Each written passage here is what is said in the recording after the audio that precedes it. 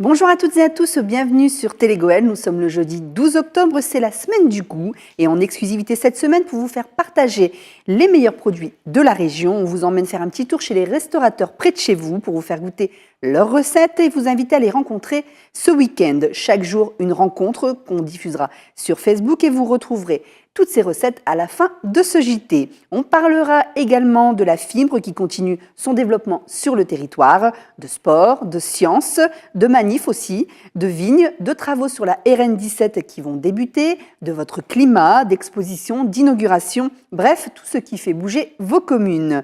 Nathalie Covin sera notre invitée cette semaine pour nous parler du village des sciences qui aura lieu ce week-end à Avion. Mais tout de suite, je retrouve Nathalie sur le plateau de Télégoël.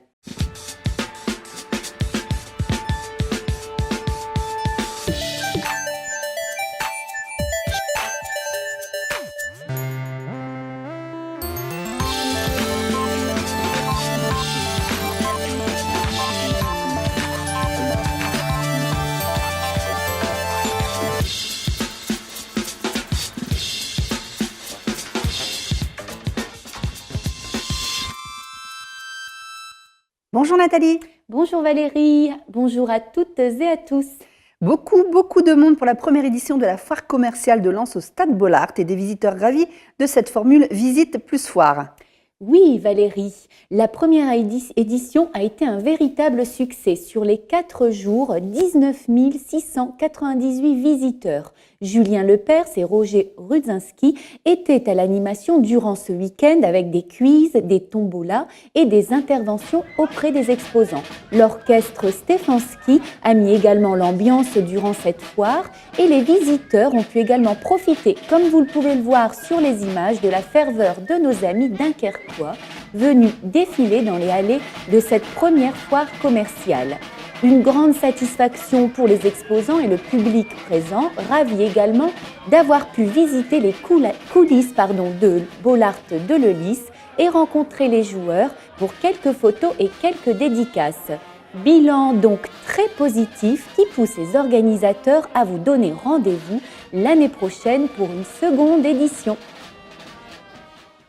L'Amicale des communaux de Arnes a tenu son rendez-vous habituel de ce début d'automne avec son grand et unique marché aux puces de la ville. Bénéficiant d'une météo clémente, les organisateurs ont qualifié de réussite leur manifestation malgré une organisation différente cette année. En effet, il n'y avait plus que la grande place et ses contours qui étaient occupés. À chaque entrée, des plots béton étaient disposés pour la sécurité. Beaucoup de contraintes pour cette sécurité, mais Christophe Boquillon, le président de l'Amicale, le soulignait lors de la réception de clôture en mairie. Ça devient de plus en plus contraignant pour organiser, mais quand on voit le résultat, ça fait plaisir. À la fin de la manifestation, Philippe Duquesnoy, maire de Arnes, félicita les organisateurs pour leur dévouement et la réussite de ce marché et le président remit 2 chèques, l'un pour le CCAS et l'autre pour l'Amicale des anciens combattants, de qui les communaux ont hérité l'exclusivité de l'organisation de ce marché aux puces 49e édition. On a débuté cette semaine par un grand mouvement de contestation contre les mesures prises par le gouvernement. En effet, environ 400 000 fonctionnaires ont manifesté dans près de 90 départements mardi après-midi. 130 cortèges d'agents de la fonction publique représentés par différents syndicats du bassin minier, réunis à Lille contre le gel des salaires, les retraites ou encore la suppression des contrats aidés. Un mouvement qui a touché toute la France avec environ 18% d'enseignants en grève. Le ministre des Services publics, Gérald Darmanin, recevra les syndicats le 16 octobre prochain, mais déjà la date d'un autre mouvement est arrêtée pour le 23 octobre prochain si rien ne change. Ici à Méricourt, les employés communaux avaient débuté leur mouvement dès le matin pour informer la population. Des centrales nationales, les employés communaux de Méricourt ont fait grève ce mardi 10 octobre contre les attaques successives de l'actuel gouvernement contre la fonction publique. Gel du point d'indice, suppression de postes, mais aussi baisse des APL et hausse de la CSG sont autant de motifs de mécontentement qui ont poussé les salariés à se mobiliser. On n'est pas du tout d'accord et de toute façon tous les mouvements actuels sont caractérisés par ça. Hein. Nous aujourd'hui c'est la fonction publique et les trois fonctions publiques, la territoriale que l'on représente aujourd'hui, mais la fonction publique d'État et la fonction publique hospitalière. Aujourd'hui à Méricourt, ce qui est aberrant, c'est qu'il y a 19 ouvriers qui travaillent au service technique, qui ont un contrat aidé, qui vont perdre leur emploi. Donc c'est des gens qui nettoient la ville, qui aident les enfants à traverser sur le passage Clouté le midi, c'est des AVS, c'est des assistants de direction dans les écoles. Ces personnes-là, ils ont eu un contrat, ils ont cotisé, ils vont partir au chômage, ils vont continuer à toucher quelque chose. C'est complètement nul. Le but du jeu, c'est d'avoir un travail, d'être bien dans sa peau. Donc là, on est complètement en colère et on veut le démontrer dans notre ville. On veut expliquer aux habitants de la ville de Méricourt, aux mamans, aux papas qui ramènent leurs enfants dans les écoles, aux institutions. On a fermé des bâtiments aujourd'hui. Monsieur le maire a décidé de fermer certains bâtiments parce que le mouvement est important. On est plus d'une cinquantaine de personnes aujourd'hui sur le rond-point là pour essayer de tracter un peu et d'expliquer tout ça aux gens. Donc on est en colère quoi.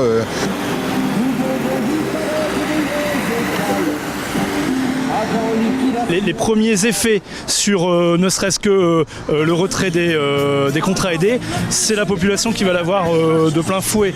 C'est-à-dire que la ville elle est entretenue par ces contrats aidés et aujourd'hui la ville on aura moins de personnel pour pouvoir entretenir ces rues, ces espaces verts. Voilà donc et pareil pour les mamans et les papas qu'on a vus ce matin dans les écoles. Les animations en périscolaire, toutes ces choses-là vont être un petit peu moins efficaces puisque avec moins de personnel. Voilà. C'est pas pour embêter les gens, c'est pour leur faire comprendre que si on continue comme ça, c'est seulement le début du quinquennat de Macron. C'est seulement le début et il commence déjà à la rentrée, pouf, il a décidé d'enlever tous les contrats aidés, d'enlever plein de choses comme ça, c'est honteux. Et il faut se mobiliser. Donc j'espère que la mobilisation sera forte et que nos collègues seront là. En tout cas, nous, on sera présents et on fera tout pour mener la lutte. Samedi dernier, la résidence Ambroise Croizat de Arnes a résonné au son des instruments de musique des professeurs de l'école municipale. Trompettes, clarinettes et autres saxophones étaient présents pour clôturer la semaine bleue qui avait commencé dès le lundi. La musique, mais aussi les récompenses étaient au programme de cette journée, puisque les élus, Philippe Duquesnoy, maire de Arnes, et Annick Boss, adjointe aux affaires sociales, ont remis les récompenses du concours intergénérationnel de soupe qui avait eu lieu en début de semaine. 14 soupes avec un jury composé d'élus, de commerçants et de restaurateurs, avec une première place remportée par une famille qui a fait une soupe. Devinez bien, avec l'arrière-grand-mère, la grand-mère, la mère et la fille. Eh bien oui, 4 générations. Une belle réussite donc et de jolis plaisirs pour les oreilles et pour les papilles des aînés arnésiens. Après la baisse de 5 € par mois sur les APL, le gouvernement propose de compenser cette perte par une baisse des loyers du parc de logements sociaux. Une annonce qui inquiète les élus et bailleurs sociaux qui se réunissaient en début de semaine dans les locaux de la communauté d'agglomération Lens-Liévin. Avec 49% de logements sociaux sur l'agglomération de Lens-Liévin, cette mesure va avoir un impact sur l'emploi et la politique du logement. Une diminution du chiffre d'affaires estimé à 26 millions pour Maisons et Cités et 17 millions pour Pas-de-Calais Habitat. Une sombre perspective pour la construction et la rénovation de logements et indirectement pour les entreprises du bâtiment. L'actualité, c'est des promesses de bonnes nouvelles et des promesses de mauvaises nouvelles. Alors les promesses de bonnes nouvelles, c'est les négociations en cours sur le contrat de renouvellement du bassin minier. Vous vous souvenez de la déclaration de Bernard Cazeneuve, le Premier ministre, au mois de mars, qui est venu signer un contrat avec les collectivités publiques pour engager un mouvement de transition énergétique sur le logement minier. Donc les discussions sont en cours avec le ministère du Logement pour donner du sens à cet engagement et à le budgéter. Donc ça, c'est la partie bonne nouvelle. La partie mauvaise nouvelle, c'est le projet de loi de finances qui a été déposé sur le bureau de l'Assemblée nationale la semaine dernière et qui prévoit des mécanismes de réduction des loyers des bailleurs sociaux et donc une diminution très forte de leur capacité d'investissement. Alors cet impact, il est très important. Si la loi de finances était votée comme elle est déposée, ça se traduirait pour nous par une réduction de 26 millions d'euros de chiffre d'affaires et donc à une diminution très très forte de notre investissement, notamment sur les logements neufs. On construisait 1000 logements par an, On ne pourrait plus en financer du tout si cette disposition était prise. On a besoin de logements sociaux, on a besoin de rénovation urbaine pour rééquilibrer nos territoires, ramener de l'activité dans nos cités par exemple, donc ça c'est la rénovation urbaine. Il faut adapter les logements pour les personnes âgées, on a beaucoup de personnes âgées sur notre territoire. Donc tout ça c'est des investissements. Donc si on nous diminue les loyers, on diminue les investissements et ça c'est forcément mauvais pour le territoire et bien sûr pour nos locataires, c'est-à-dire pour les gens pour lesquels nous nous levons le matin. C'est pour eux que nous devons faire ces investissements. Ce n'est pas des demandes de rénovation, c'est des exigences de rénovation. Parce que quelquefois, quand on ne connaît pas bien la situation, on a l'impression que les rénovations, on parle simplement d'amélioration de l'habitat. Là, c'est des rénovations profondes, dures, et qui vont impacter nos citoyens au moins sur 3 aspects. Il y a le problème financier qui vient immédiatement à l'esprit, puisque tout le temps qu'on n'isole pas, par exemple, les bâtiments, les factures énergétiques explosent sans cesse. Il y a encore eu des augmentations du gaz et l'électricité. Il y a aussi, et il faut se projeter comme ça, les questions d'avenir. Et puis, la dernière impact, c'est aussi le bien vivre dans les maisons. Et ça a des impacts à la fois au niveau de la santé. J'ai eu l'occasion de dire qu'effectivement, on a de plus en plus d'appartements ou de maisons qui se chauffent avec des feux de pétrole, ça coûte pas cher. Mais au niveau d'abord du risque incendie, c'est terrible. Et au niveau de la santé, c'est vraiment une catastrophe aussi. Et par les émanations de pétrole, mais aussi sur l'humidité que ça rend à la maison. Et il y a quelque chose qu'on n'apprécie peut-être pas assez, c'est ce que moi j'appelle la santé psychologique des enfants. Imaginons des enfants qui sont en besoin de relations sociales avec des copains. Comment ils peuvent inviter un copain, ne serait-ce qu'à un gâteau d'anniversaire, ou développer cette pratique quand on sait qu'on va se taper la honte dans le logement de papa et maman, quoi, ça. Et c'est de la maltraitance pour les enfants. On est à quelques mois du 20 novembre, qui est la Convention internationale des droits des enfants. Je crois que c'est pas trop de parler de maltraitance des enfants. Au service des locataires. On a besoin d'investissements pour l'avenir parce qu'il faut préserver ces territoires, faire du renouvellement urbain, faire de la transition énergétique et tout ça, ça coûte beaucoup d'investissements.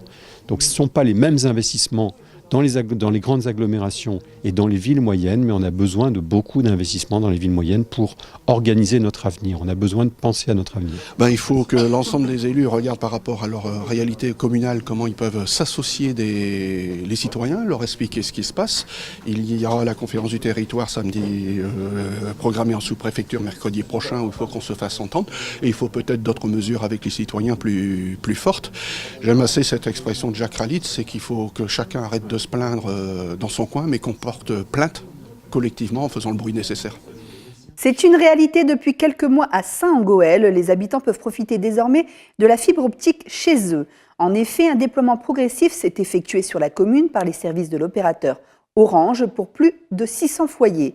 La fibre optique sur le territoire de l'agglomération de Lanciévin se met en place progressivement et concerne déjà 18 communes et plus de 35 000 logements éligibles. N'hésitez pas à prendre contact avec vos bailleurs sociaux ou vos syndics et à consulter le site réseau.orange.fr pour découvrir la carte de couverture de la fibre et si votre logement en fait partie pour pouvoir bénéficier de ce service haute technologie.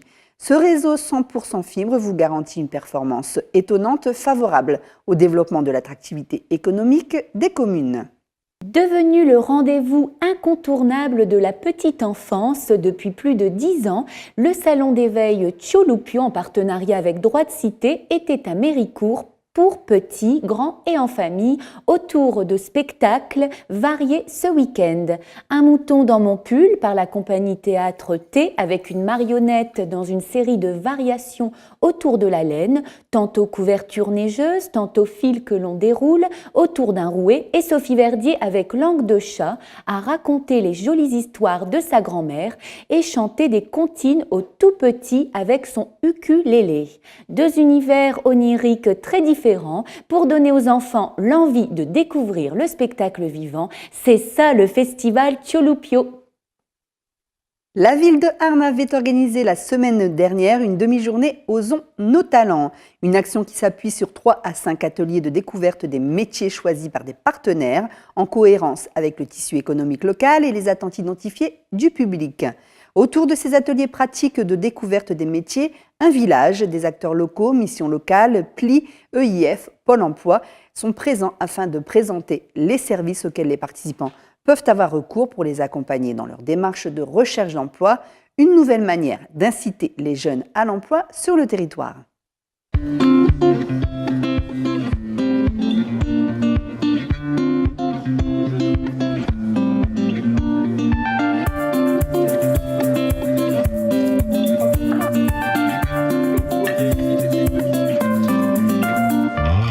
Osons nos talents, en fait, ce sont des ateliers de découverte active des métiers, où en fait les personnes qui sont invitées, qui vont venir participer, vont pouvoir tester des métiers qui recrutent sur le territoire de Lens-les-Bains et l'Incarvat.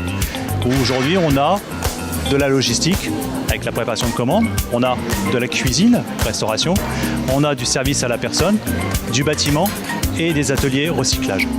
Donc en fait là il va y avoir un peu de pavage et de la couverture, donc des couvertures zinc il me semble, du service à la personne afin de comprendre en fait les gestes et postures lorsqu'on va accompagner une personne âgée.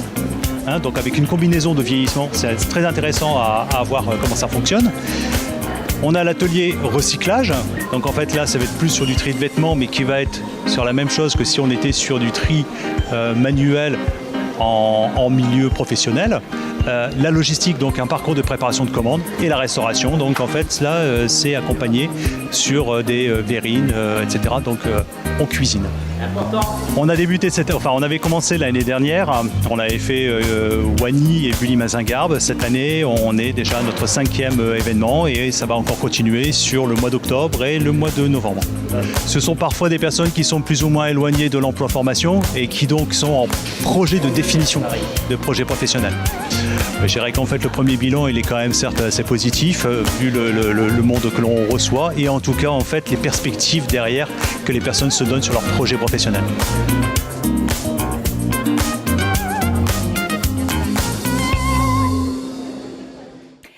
Les clubs de football liévinois sont désormais tous dotés d'un terrain synthétique. Après l'Olympique liévinois l'année dernière, c'est au tour du CS Diana d'avoir sa pelouse artificielle. Inauguré ce samedi 7 octobre devant plus d'une centaine de personnes, ce stade portera le nom de Daniel Percheron, ancien sénateur, député et président du conseil régional. Un reportage signé Anthony Vermus.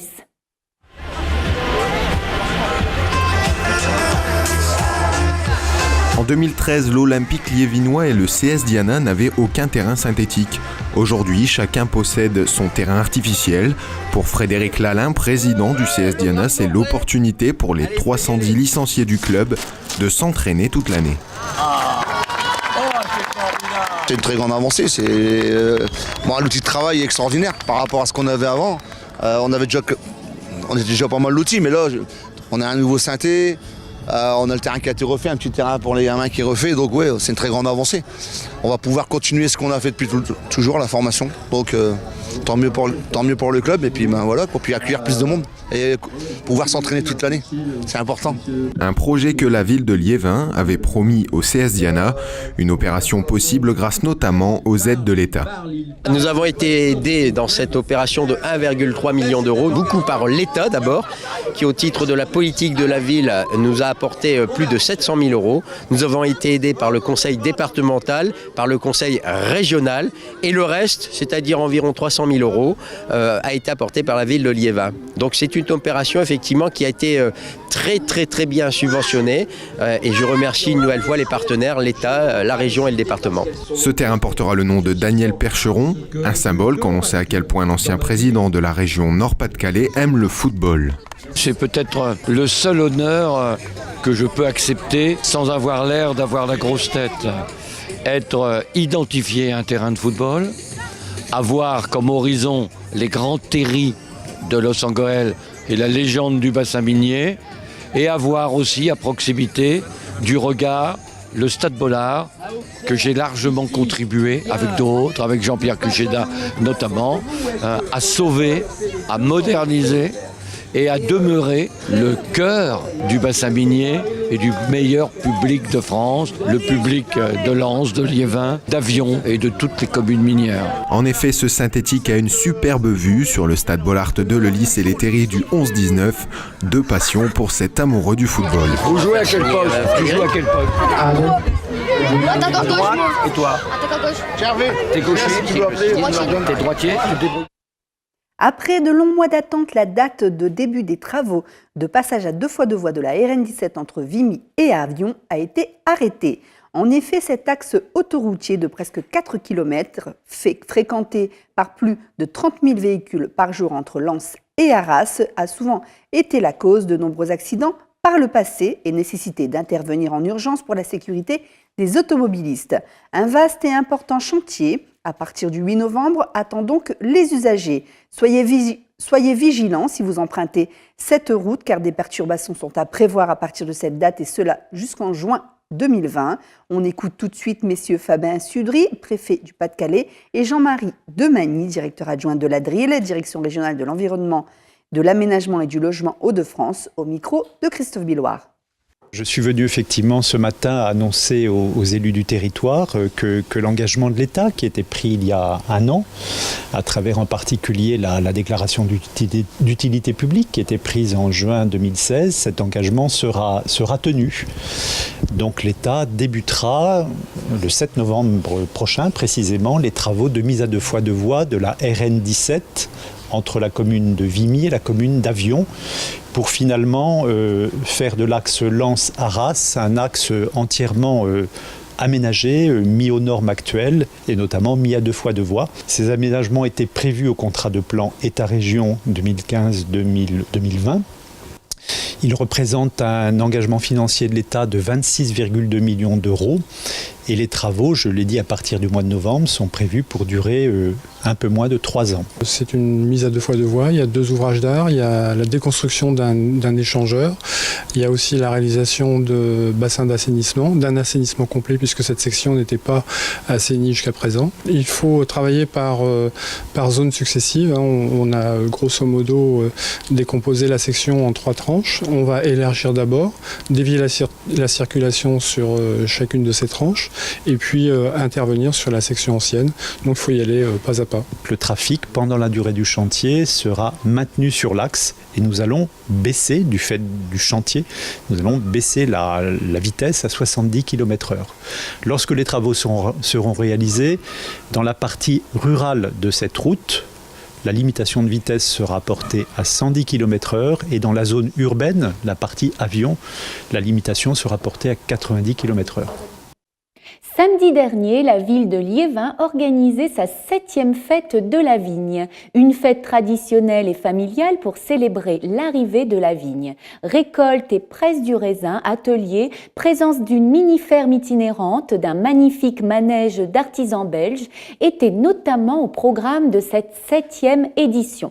N'oublions pas non plus le repas convivial avec du vin et toujours avec modération bien sûr, ainsi qu'un bal dansant et la présence de l'artiste de notre coin, Sylvain Tanière. Malgré une météo pas vraiment clémente, les visiteurs étaient nombreux à assister à cette journée viticole. Ce matin, on a eu la coupe du raisin et là, cet après-midi, on est plus sur des ateliers participatifs et de découverte. On a un manège, on a des ateliers avec des animaux, on a des ateliers de création parents-enfants, de la barbe à papa, du maquillage, les choses traditionnelles. Et on aura cet après-midi un bal animé par Sylvain Tanière. Et puis des animations tout au long de la journée. La fête de la vigne, traditionnellement, c'est une fête assez festive et familiale. Et donc, autour de ça, on a voulu reproduire un peu les fêtes à l'ancienne, où en toute simplicité, on passe un moment convivial entre les habitants. Et puis, la fera 10 ans l'année prochaine qu'on aura commencé les travaux, c'est-à-dire préparer le terrain pour accueillir les vignes. Donc, on espère en faire un moment sympa. Il y a pas loin d'habitude, mais d'abracadabra, ce n'est qu'un prélude. Dans il y a pas comment tu fiston pas à pas. On a commencé il y a une dizaine d'années, c'est un copain qui organise des manifestations grand public qui nous a demandé de mettre un petit peu de la vie sur une manifestation. Donc au début on l'a fait un peu pour s'amuser, on s'est assez vite rendu compte que ça plaisait énormément aux gens et on s'est mis à sortir les animaux comme ça, autour d'une quinzaine de fois par an. En fait c'est une animation qui peut être bonne pour toute manifestation. On a déjà été partout, ça va de la fête des animaux forcément, des fêtes agricoles, écoles, toutes les fêtes campagnardes qu'il peut y avoir. En fait, c'est vraiment un truc qui fait plaisir à tout le monde tout le temps. Dans le cadre de la mutation de la centralité lensoise du territoire de Rallens et du pôle métropolitain de l'Artois, l'AMO, Association Architecture et Maître d'ouvrage Région Nord, était réunie au cœur de l'écoquartier de Méricourt pour une présentation de ce projet. Une opération remarquable, labellisée Euralens sur notre territoire. Cette démarche avait pour ambition de communiquer et présenter notre territoire aux acteurs de la métropole lilloise.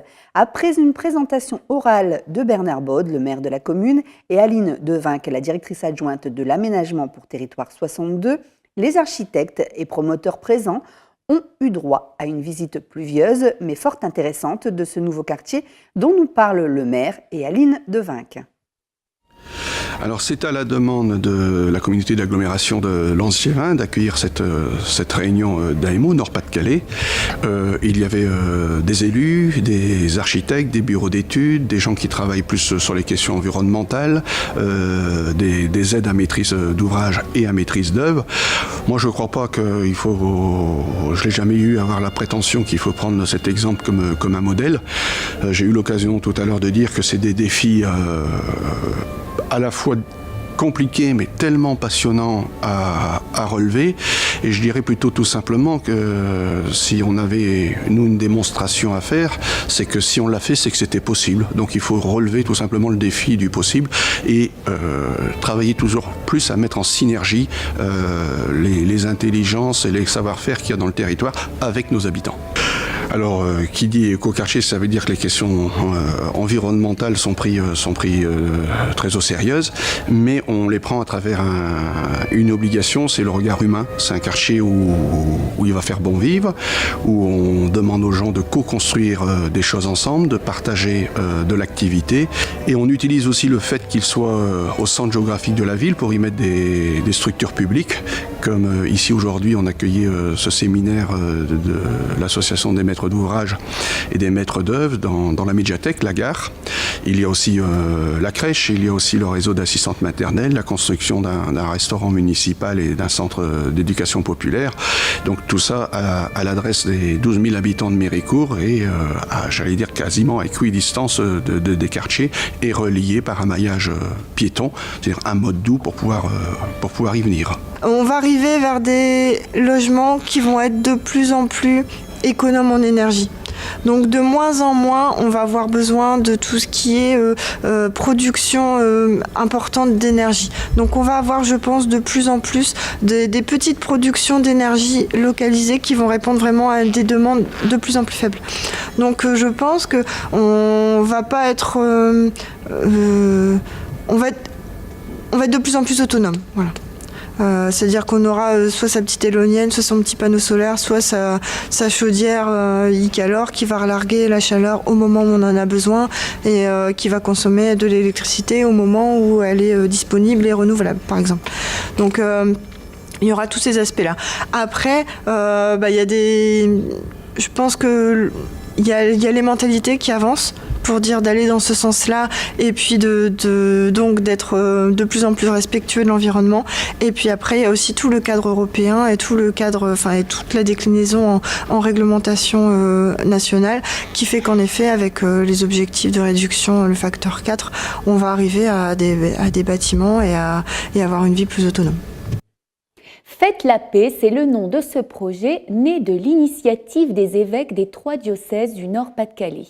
Un projet d'une année dont l'objectif est de montrer que la paix peut exister et se construire ensemble. Pour cela, plusieurs événements seront mis en place, la sortie d'une bande dessinée, une exposition itinérante, de multiples conférences, des concerts, des spectacles et un temps fort durant 4 jours du 19 au 22 avril 2018 avec une grande cérémonie sur la colline de Notre-Dame de Lorette et sur les places arageoises, une marche nocturne d'Arras jusqu'à la nécropole de Notre-Dame de Lorette, suivie d'une chaîne humaine géante qui regroupera 15 000 personnes du cimetière militaire de Neuville-Saint-Vaast jusqu'à l'anneau de la mémoire. Beau programme en perspective à retrouver sur le site faites-la-paix.org. On écoute tout de suite le coordinateur du projet Faites la paix, Jacques Bayon. Dans les écoles, on lance des groupes de travail. Chacun fait, là où je suis, construire la paix, ça veut dire quoi? Et je fais une action concrète avec d'autres pour dire, eh ben voilà, nous on va rencontrer la mosquée à côté, on va faire un arbre de paix, on va faire une conférence, on va rencontrer des anciens combattants, tout ça, ce qui fait émerger des actions de paix. Et donc, ce qu'on demande, c'est simplement qu'il y ait une réalisation concrète dont on est au courant, nous, à l'organisation Faites la paix, pour qu'on puisse en rendre compte le 21 avril sur la Grand Place. C'est vrai que les enfants, c'est important, en plus que on se dit, quand on voit à quoi ils sont confrontés, etc., on se dit, bon, c'est important aussi d'en parler à eux, mais c'est aussi aux familles, aux parents, aux adultes, parce que c'est quand même eux qui les encadrent, et aujourd'hui, c'est eux qui font la paix, c'est pas les enfants. La mobilisation s'adresse à tout le monde. Bon, il se trouve que, effectivement, le mouvement est parti de l'Église, et donc, mais on tient beaucoup à ce que ça soit ouvert à tout le monde, puisque la paix, ça concerne tous les hommes de bonne volonté. Depuis l'après-guerre, la région Hauts-de-France a vu sa température augmenter de 1,75 degrés. C'est peu à première vue, mais cette augmentation est considérable puisqu'elle s'est faite sur quelques décennies seulement. Nombre de jours de gel en baisse, augmentation des fortes pluies, cette hausse des températures amène de vrais risques. 11,3 tonnes de CO2 sont émis par habitant dans les Hauts-de-France contre 7 tonnes en moyenne en France. Cependant, la région lutte contre tout cela en engageant des actions en faveur d'une économie plus sombre en réhabilitant les logements. Les causes, conséquences et solutions de cette augmentation nous ont été présentées par l'Observatoire Climat des Hauts-de-France lors d'une conférence de presse où nous avons recueilli les propos d'Emmanuelle Latouche, directrice adjointe du Centre de ressources du développement durable. On peut limiter le réchauffement climatique sur la planète à moins de 2 degrés, voire à moins de 1,5 degré, ce que nous disent les spécialistes et ce que nous dit aussi l'accord de Paris qui a été signé par la majorité des États du monde. Pour ça, il faut que chacun fasse sa part, c'est-à-dire qu'on réduise à notre niveau nos émissions de gaz à effet de serre et nos consommations d'énergie. Essentiellement, c'est beaucoup l'énergie qui est cachée derrière les émissions de gaz à effet de serre. En fait, l'idée, c'est que effectivement, si on ne fait rien ou si on ne fait pas assez d'efforts, on pourrait à 2050 être au climat danger, donc vous voyez un changement de climat quand même assez radical, et en 2080 au climat de Carcassonne. Donc ça laisse imaginer la perturbation énorme que ça pourrait constituer pour notre région d'avoir un climat à ce point modifié. C'est plus les mêmes cultures, c'est plus les mêmes modes de vie, c'est plus voilà. Donc bon, ça c'est encore une fois ça dépend de la manière dont les hommes auront réagi, auront fait des politiques actives, efficaces de lutte contre le changement climatique. On a une région qui est assez fortement émettrice de gaz à effet de serre pour différentes raisons. On a une industrie assez intense, mais ça, c'est pas une mauvaise nouvelle. C'est juste que ce sont des activités qui émettent pas mal de gaz à effet de serre. On a une région aussi où on bouge beaucoup, qui est relativement passante, donc il y a pas mal de transports.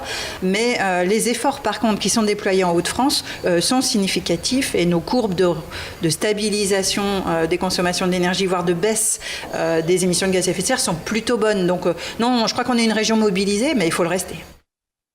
Comme chaque année, la municipalité arnésienne s'engage dans l'action Octobre Rose par le biais de son CCAS. Le rendez-vous était fixé cette année le jour du marché pour un lâcher de ballon tout symbolique. En France, le cancer le plus fréquent est celui du sein. Avec 54 000 nouveaux cas par an, il reste la première cause de décès avec 12 700 victimes, comme l'a rappelé Philippe Duquesnoy, maire de Arnes. On sait que des progrès ont été réalisés grâce à une prise en charge précoce, grâce au dépistage et aux progrès thérapeutiques mieux ajustés, mais le plus important reste la prévention. Une note d'espoir, 3 cancers sur 4 sont guéris aujourd'hui dans le monde et il faut continuer à se mobiliser pour inciter les femmes à se faire dépister. Victor Bastard ou encore Camille Tombré ou Charlotte Léré, vous ne connaissez pas ces noms et pourtant ils ont fait partie durant quelques semaines dans les années passées des équipes de Télégoël. En effet, c'était nos stagiaires. Nous sommes très fiers d'être allés rencontrer quelques-uns d'entre eux lors d'un concours de documentaire à Lille, Nathalie. Oui Valérie, en effet, il y a quelques semaines, Télégoël, représenté par toi-même, participait au jury d'un concours de jeunes réalisateurs à la faculté des lettres et sciences humaines de l'Université catholique de Lille pour remettre le prix du meilleur documentaire. 4 lauréats en compétition, dont vous pourrez voir les réalisations sur Télégoël chaque semaine après notre JT. Télégoël aime donner la chance aux jeunes et reçoit beaucoup de stagiaires tout au long de l'année, à l'image de certains de ses réalisateurs qui sont passés sur la chaîne et que vous aurez peut-être rencontrés sur vos communes lors de reportages. Alors n'hésitez pas, si vous avez envie de devenir JRI ou réalisateur, on peut vous faire vos premiers pas comme l'ont fait les étudiants de cette école lilloise. Jeudi 28 septembre, la faculté des lettres et sciences humaines remettait le premier prix du documentaire des Master 2 journalisme. Les étudiants de cette filière produisent tout au long de l'année des films en tâche finale de leur parcours scolaire. Une occasion pour le doyen Halima Méchéri de valoriser des œuvres de grande qualité ainsi qu'une filière encore trop méconnue. C'est le film de Florian Lambert, sélectionné parmi 4 finalistes, qui a été proclamé lauréat du concours par Jessica Jouve, présidente du jury. Alors oui, on a eu 20 minutes de débat. On a d'abord parlé un peu chacun de comment on avait appréhendé chaque film. On était assez d'accord quand même sur la qualité des documentaires. Dans tous les cas, on a été emporté dans une ambiance, dans une thématique intéressante. Des fois quelques points techniques normaux, ce sont des étudiants, il y a encore des choses à apprendre, à voir, mais en tout cas vraiment une belle qualité de production. On a été vraiment agréablement surpris. En revanche, c'est vrai que ça a été serré, hein. On a eu 2 très beaux films dans les 4. On a dû revoter parce que on a eu un ex-aequo. Son film Entre les lignes raconte le quotidien de jeunes sportifs en centre de formation natation à Dunkerque. La présidente a salué le travail de grande qualité des 3 autres finalistes, Adrien Kilico, Victor Bastard et Pierre Gau, dont les œuvres seront diffusées prochainement sur Télégoël, représentées dans le jury par sa directrice d'antenne Valérie Lannoy. Alors le cœur a battu très fort pour le coup. Non c'est génial, je suis super content vraiment. Je m'attendais pas en fait en venant ici à avoir une émission comme ça. C'est peut-être la première fois de ma vie d'ailleurs que je reçois un prix, donc je suis vraiment content. Et puis c'est gratifiant parce que c'est vrai qu'on a passé des heures à faire ce documentaire, des heures de montage, des heures de prise de tête, à réfléchir au sujet, à aller le tourner, à repartir avec des doutes et se dire finalement c'est peut-être pas la meilleure chose que je vais faire. Et puis au final on fait un truc qu'on aime et le rendre et que les gens le regardent, que les gens votent, c'est génial quoi, vraiment. Florian Lambert repart avec 500 € pour le prix du public et 1 000 € pour le prix du jury. Cette semaine, avec notre invité Place à la Science, nous recevons Nathalie Covin, chargée de la politique de la ville à la communauté d'agglomération de Lanciévin, qui vient nous présenter le village des sciences qui aura lieu le 13, 14 et 15 octobre à Avion.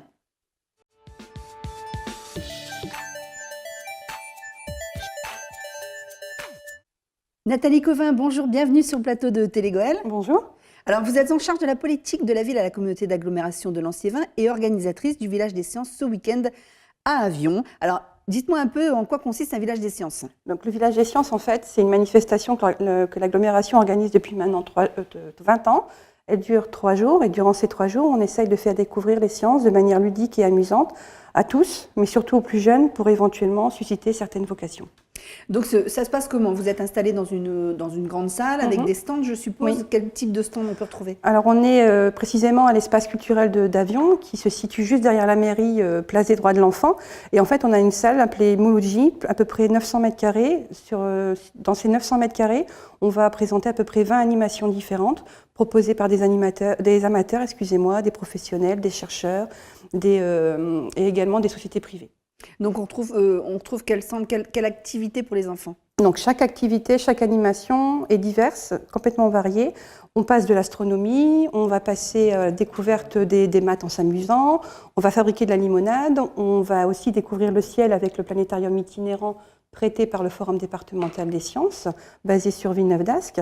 Cette année, on a un nouvel atelier intitulé Police scientifique, où là, petits comme grands vont pouvoir découvrir les nouvelles technologies autour de l'expertise, autour de la balistique, autour également de la reconstitution faciale, sans oublier le centre culturel de Mazingarbe qui présente une animation autour de l'imprimante 3D. Donc là, on découvre le fonctionnement d'une imprimante 3D. Tous les ateliers sont très interactifs, on ne reste pas passif, on pose des questions. On peut goûter, on peut toucher, on peut manipuler et découvrir à chaque atelier différentes sens. Goûter, d'ailleurs, vous m'avez dit tout à l'heure qu'on pouvait goûter des choses qu'on n'a pas l'habitude de manger. Oui, alors j'ai un de mes participants, la Société d'études géologiques minières de la Goëlle, donc, qui présente des ateliers autour des insectes, des fossiles, des araignées qui sont sous vitrine, je vous rassure, mais également des dents de mammouth et tout ça. On a une petite animation, on propose aux gens de venir découvrir, de goûter plutôt, des petits insectes piqués, grillés. Il faut goûter, il faut tenter. Faut oser. S'il y a une petite sauce avec, peut-être oui, que ça passe pourquoi mieux. pas. Ou un grand verre d'eau derrière, parfois, ça peut aider. Alors, vous avez beaucoup de partenaires sur ces animations ? Là, on est sur la 20e édition et on pile poil 20 participants. Avec un noyau dur, ça je l'avoue, parce que depuis 20 ans, on a 2-3 ateliers qui sont tout le temps là, récurrents. Puis après, de fil en aiguille, le réseau se fait, les gens viennent, tentent une fois, et puis quand ils sont tentés une fois l'expérience, ils ne nous quittent plus. Alors, ça s'adresse essentiellement aux enfants ? Alors, la manifestation dure 3 jours. Le vendredi et le samedi matin, exclusivement destinés aux scolaires. Donc là, on a à peu près 750 jeunes gens issus des collèges, lycées et écoles primaires qui viennent visiter le village des sciences. Par contre, dès le samedi après-midi, 14h, et le dimanche, dès 14h, c'est ouvert au grand public. Donc là, ouverture de 14 à 17, et tout le monde peut prendre le temps de découvrir les ateliers. Bien souvent, les enfants reviennent avec les parents. Donc là, quand on a les parents qui reviennent, pour nous, c'est gagné, puisqu'on sait que le message est passé, parce que le but, je le répète, c'est toujours d'essayer de susciter les vocations, parce que sur le territoire, on a ce qu'il faut pour faire des études supérieures, la faculté Jean Perrin, l'IUT, l'école d'ingé, et bien souvent, les jeunes gens ne le savent pas, parce que pour eux, il faut aller sur l'île, alors que sur le territoire de l'Agglo, on a ce qu'il faut pour faire des études supérieures. Donc le but, en fait, c'est d'attirer les jeunes sur les métiers scientifiques. On essaye, oui. Qu'est-ce qu'on peut retrouver comme études scientifiques sur Lens, vous le disiez, à la faculté Jean Perrin? Est-ce qu'il y a des études spécifiques? En fait, notamment par rapport à 3 ateliers qui sont sur, sur le village des sciences, on a l'association ABUL autour de la géologie, qui est tenue par un professeur en géologie, M. Whitford, professeur enseignant sur la faculté Jean Perrin de Lens. Donc là, c'est pour tout ce qui est lié à la biologie.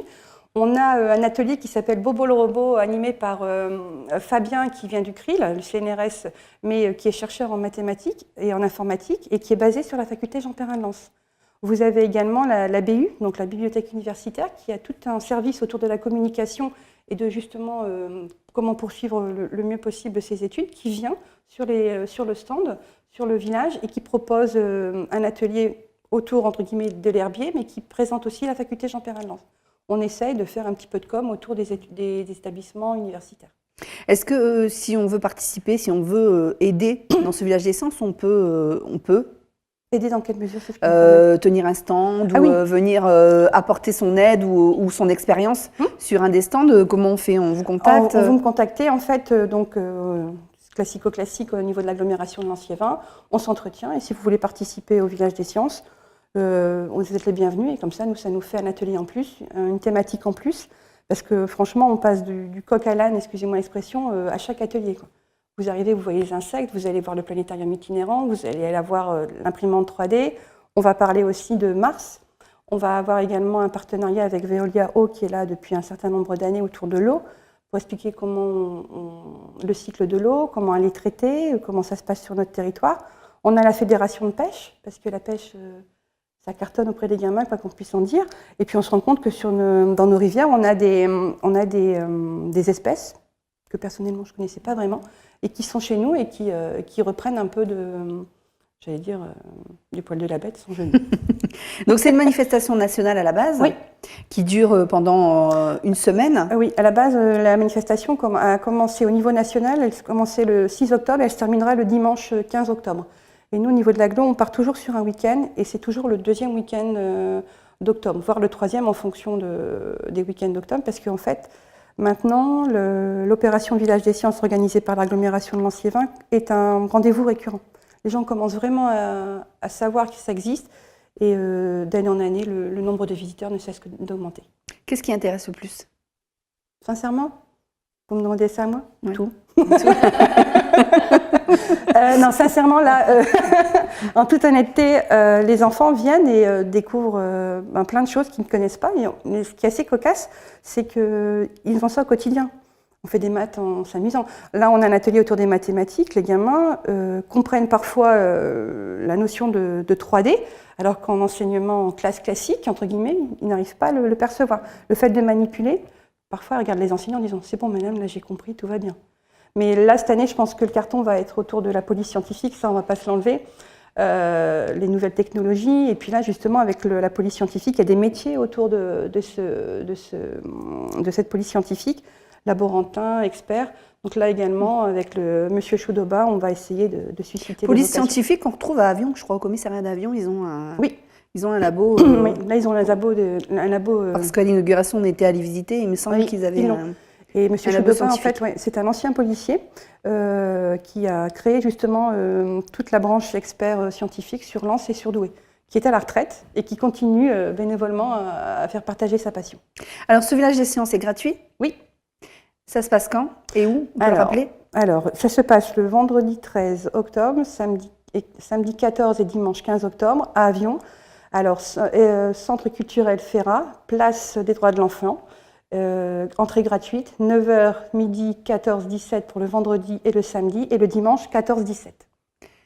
Est-ce qu'on peut trouver ces renseignements sur un site internet, oui, quelque part? Sur le site de l'agglomération de Lens-Liévin, sans oublier le site de la fête de la science nationale.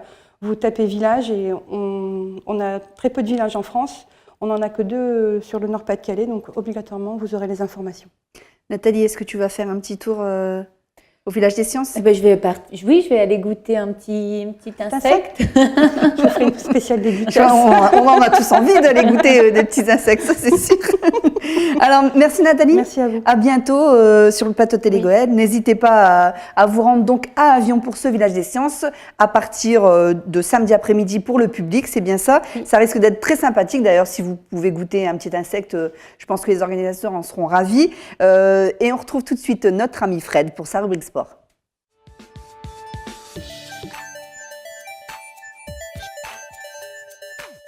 Salut Fred. Salut Valérie, salut Nat. Bonjour Fred. Alors, on ne va pas te demander de faire des expériences cette semaine, mais est-ce que nos équipes ont explosé niveau résultat la semaine dernière? Alors Valérie, on ne peut pas vraiment parler d'explosion du côté du Racing Club de Lens, parce que les 100 et or traversent une passe un peu difficile du côté de la Gaillette. Et ce vendredi, le Racing Club de Lens se déplacera à Bourg-en-Bresse pour un match comptant pour la 11e journée du championnat de France de Ligue 2. Déjà 10 matchs disputés et la 18e place au classement inquiète bon nombre de supporters. Les hommes d'Eric Sicora peinent à décoller au classement malgré 2 victoires à domicile lors des 3 derniers matchs. Le RC Lens sera-t-il capable de prendre des points hors du stade Bollaert d'Eleulis? Comment les joueurs ont-ils préparé ce match? Réponse avec ce reportage d'Anthony Vermus qui était présent au centre technique et sportif de la Gaillette pour la traditionnelle conférence de presse d'avant-match. Après 2 semaines de trêve internationale, les 100 et or retrouvent le championnat. Une trêve pendant laquelle les hommes d'Eric Sicora ont pu affronter les Belges de Moucron en match amical. Score final 1 but partout. L'entraîneur lensois n'a pas pu compter sur l'intégralité de son effectif entre les blessures et les joueurs sélectionnés en équipe nationale. On a eu des bonnes choses, on a un but qu'on peut éviter, donc voilà. C'est pour ça qu'on avait décidé de faire ce match-là dans la quinzaine, parce que l'opposition elle est différente, tu as des contacts, tu as des duels. Et quand tu joues une équipe belge, tu sais toujours que tu auras du répondant en face. Donc ça nous a permis de s'étalonner aussi sur le plan physique et athlétique. Avec 7 défaites lors des 7 premiers matchs, la plaie est encore profonde, même si les 2 dernières victoires au stade Bollaert d'Eleulis ont remonté le moral des troupes. Il faut que ces victoires à la maison, elles s'enchaînent avec des résultats à l'extérieur. Donc la confiance, elle est là. Mais elle n'est pas totalement retrouvée. On le voit sur certains gestes à l'entraînement, sur certaines attitudes. Alors les attitudes, c'est quand tu récupères un ballon, tu n'as pas forcément l'envie d'aller vers l'avant. Parce que tu dis, si je vais vers l'avant, je perds le ballon. Donc la sécurité, c'est faire une passe latérale ou en arrière. Mais le problème, c'est que tu permets au bloc adverse de se replacer et c'est terminé. Donc tu vois, c'est aussi ça, cette confiance-là. C'est un moment, à se dire, je peux faire une passe, même si elle est longue. C'est le jeu. Je préfère qu'on la fasse et qu'on la rate, mais au moins on a vu. Plutôt que de faire 2, 3, 4 touches et puis mettre un ballon où c'est trop tard. Souleymane Diarra, milieu de terrain arrivé au club cet été, a montré qu'il avait la capacité de pousser cette équipe vers le haut. Seul point négatif, les 2 cartons rouges pris lors de ses 2 premiers matchs, un comble pour ce joueur très réservé.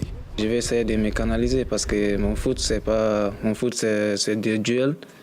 Je vais au duel et puis là, j'ai compris la leçon maintenant. Donc, je vais essayer de me canaliser par rapport à ça. Le coach m'a beaucoup parlé de ça. Mais c'est à moi de rester calme, c'est à moi de jouer mon foot.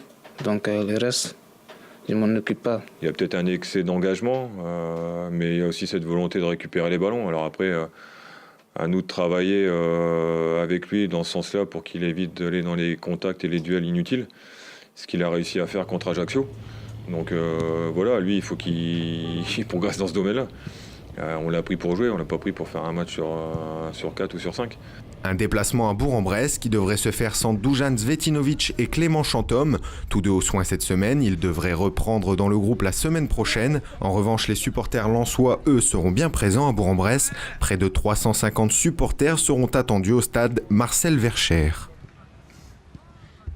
On peut quand même les encourager pour les derniers matchs qui ont gagné. Enfin, c'est le dernier match qu'ils ont gagné. Allez, Lens. Allez, Lens, quand même. Normal. Alors, on enchaîne par contre avec la réserve du RC Lens. Oui, Valérie, les jeunes pousses de Franck Hayes vont retrouver les terrains ce week-end. Après la trêve internationale, l'équipe B du Racing Club de Lens se déplacera sur la pelouse de Saint-Maur-Lusitano.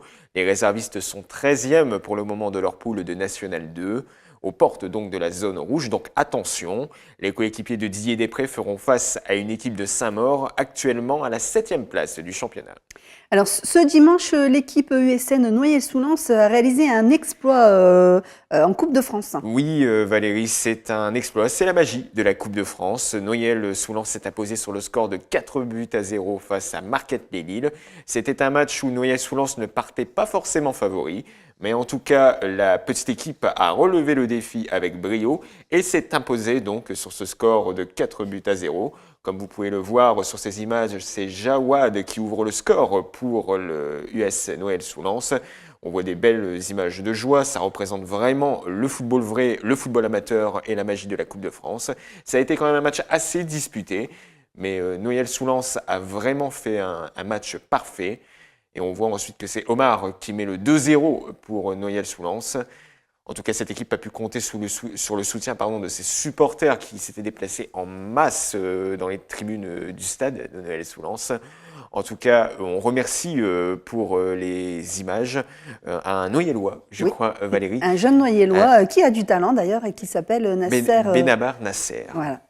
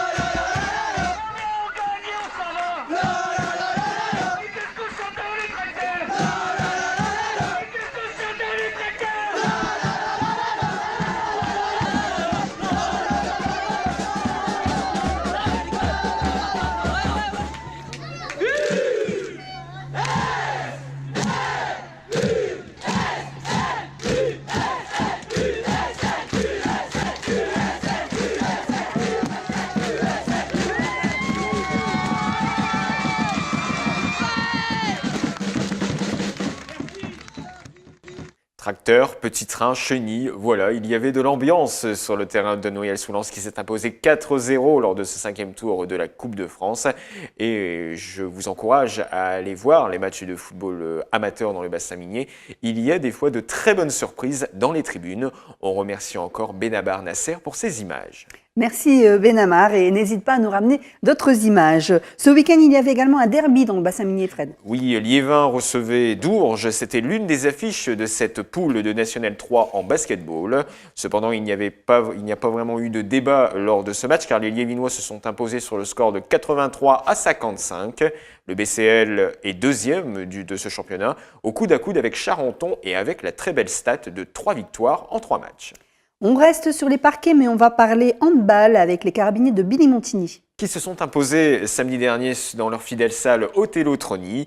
Les coéquipiers de Yann Kozenlik recevaient la réserve de Dunkerque, donc un gros morceau du championnat. Et ils n'ont pas fait dans les sentiments. Ils se sont imposés sur le score de 26-18. Cette victoire permet aux Billysiens de rester invaincus dans ce championnat et de se scotcher à la 4e place. Aujourd'hui, le JT Sport vous emmène sous l'eau avec le SNH Arnes, une équipe de water-polo. Et une équipe qui évolue en National 1, soit la 2e division française de water-polo. Alors à ce niveau-là, tous les joueurs sont amateurs. La saison dernière, les nageurs arnésiens ont terminé à la 8e place du championnat. Et pour ce nouvel exercice, eh bien, les hommes d'Emilien Caron ont commencé par une victoire, 14-11 contre Taverny. L'entraîneur s'est confié au micro de Télégoël. Il définit clairement le maintien comme l'objectif de la saison, mais il devra faire avec un effectif jeune et remanié.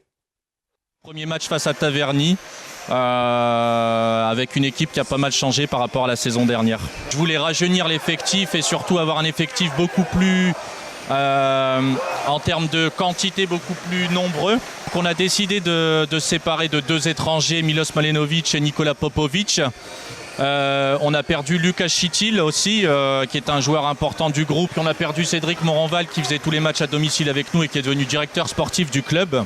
Et on a compensé ça par l'arrivée de quelques jeunes, de nouveaux étrangers et puis d'un ex-international français qui a fait la qualif pour les Jeux Olympiques avec l'équipe de France en 2016.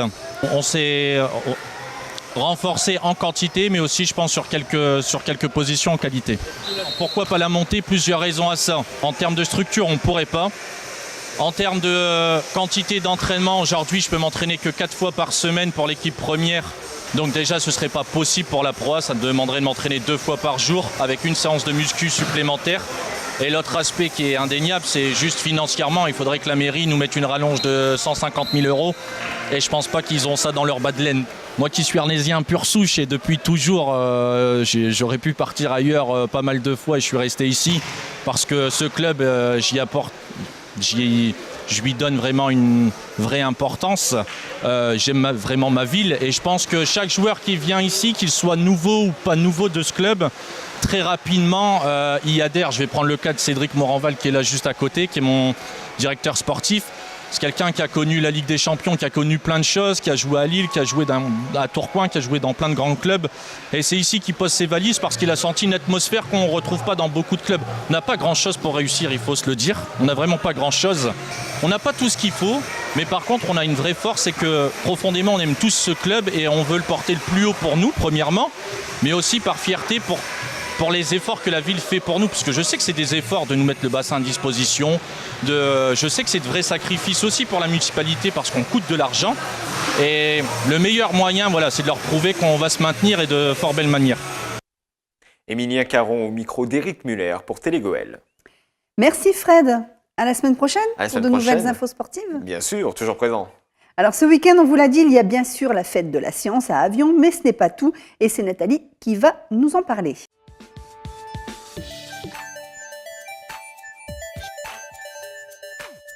On démarre l'agenda culturel en musique avec un événement qui rend hommage à de célèbres artistes.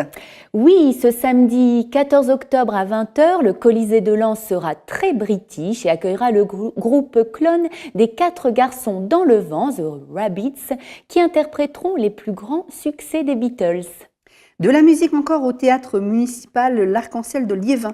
Dimanche 15 octobre à 16h, dans le cadre du festival 6e Son, l'Arc-en-Ciel de Liévin accueille Barcela pour son conte musical tout public Tourne-pouce, une fresque poétique enchanteresse qui ne manquera pas de charmer les éternels rêveurs que nous sommes, de quoi passer un bon dimanche en famille.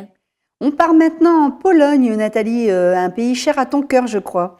Oui, en effet, Sauf que Valérie. c'est un peu plus près puisque ça se passe ici à Arnes.